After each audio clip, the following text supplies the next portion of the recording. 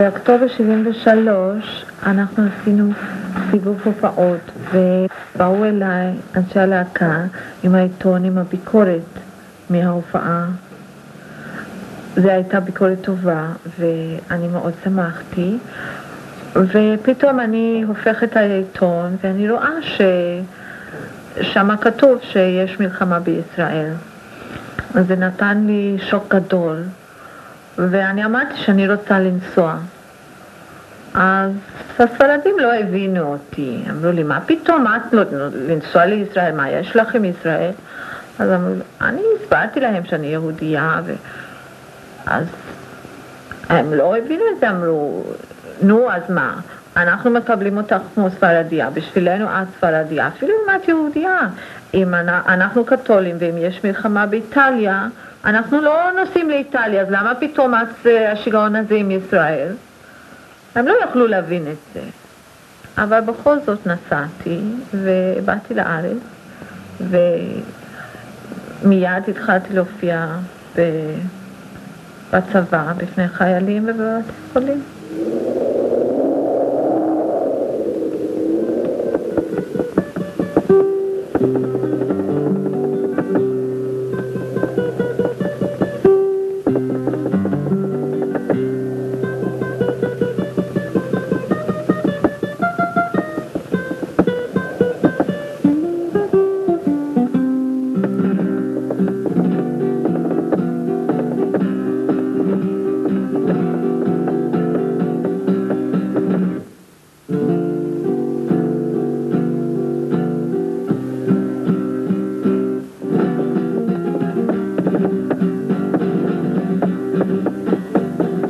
להופיע פה לפני החיילים עשה לי משהו, כי בפעם הראשונה אני הרגשתי כמו שאני נותנת לאנשים שלי, וקיבלתי הרבה מאוד בחזרה, ופתאום זה היה לי מאוד חשוב להישאר פה, לא רציתי לזוז.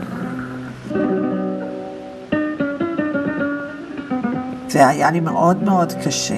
היה מאוד קשה, אבל זה מה שהחזיק אותי, שאני אמרתי, אני יודעת שאני הולכת להצליח, בגלל שאני פגשתי את הקהל. זה לא שאתם יכולים להגיד לי, אין קהל. אני פגשתי את הקהל. בתוך המלחמה זה היה הקהל. מי היה שם? עם ישראל. Contigo estaba soñando y al no verte junto a mí vi que estaba delirando Belén, que no la llame Belén, Belén, que no la llame Belén, Belén, que no viene, que no la llame Belén, Belén, que no la llame Belén, Belén, que no viene, ay, te estoy llamando y no viene, ay, ay, ay, ay, ay, y tú no vienes, ven. Todas las horas del día, allá y del día, no paro de preguntarme el por qué tú no eres mía. Ay, el día que nos casemos, yo te llevaré conmigo aquella casita blanca que está a la vera del río Belén. Que no la llame Belén, Belén, que no la llame Belén, Belén, que no viene. Que no la llame Belén, Belén, que no la llame Belén, Belén, ay, que no viene, ay, que no viene. I would like to call not upon the stage, as she is already here, someone who is very dear to my country, and to the Spanish Embassy in Tel Aviv, and to all of those who have had the privilege of meeting her.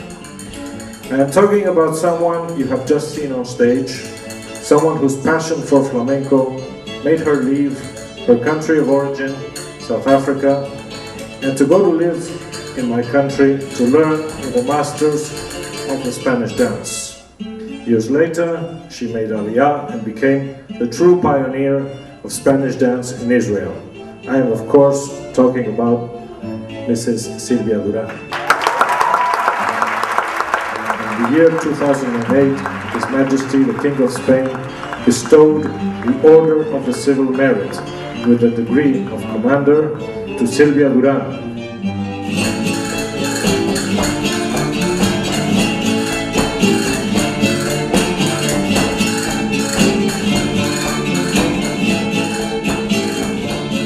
Juan Carlos I, King of Spain, it is my will to give proof of my appreciation to you, Miss Silvia Magén. Thus, I have seen fit to grant you, through my royal decree of October the 24th, 2008, the title of Commander of the Order of the Civil Merit. Therefore, I grant you the honors, distinctions, as well as the use of the insignias which you are entitled to according to the statutes of the Order, in the trust, given your proven qualities, that you will do your best in contributing to the greater splendor of the Order. And this title, which will be endorsed by the Minister of Foreign Affairs and Cooperation, will be registered by the Secretary of the Order, given in Madrid on October the 28th, 2008, signed Juan Carlos King.